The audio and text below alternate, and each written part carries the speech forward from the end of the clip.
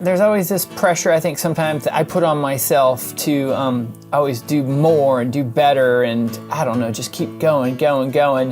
And the reality is sometimes I just want to take a nap. Sometimes I don't want to work anymore.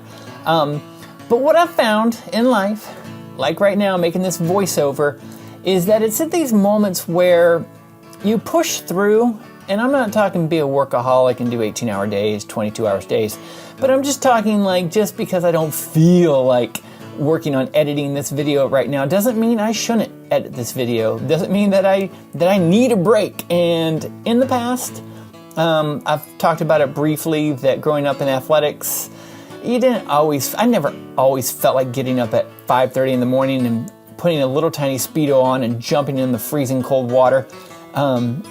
In the wintertime, but you do it just because you know something's going to come of it. And I think that's what this series is. I didn't plan on doing a Face Your Fears canvas like with the new Monster. I was going to wait for a whole series and do those, but it felt like it fit in to this group, this collection, for some reason, whatever reason. I did, and I'm really loving it. And just like I talk about, I think this is what drives me, is the unknown and the unexpected.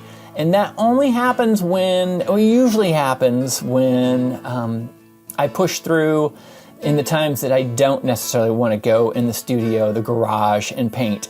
And it's just such a magical time when you don't want to do something, but you do it, and then you're surprised, or at least I'm surprised. And so now I've went off on a tangent. I'm jumping all over the place. I'm not even sure how to get back on track.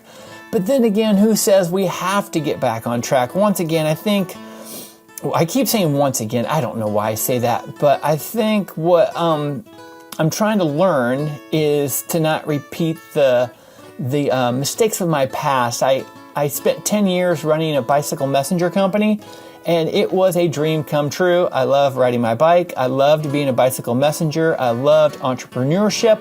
I loved owning the business. I loved watching the ups and downs. I really did. Everything was exciting. However, eventually one of the downs went down and it never came back up. And I closed the business after 10 years, and which was okay. It was time to move on. However, I vowed to learn from my mistakes that I made there, not to beat myself up, but to learn. And one of them was when I felt like the business was at the final, nail in the coffin, I gave up. I just gave up, and I gave up for 2 years. But on this series, I vowed not to give up, even when I want to take a nap.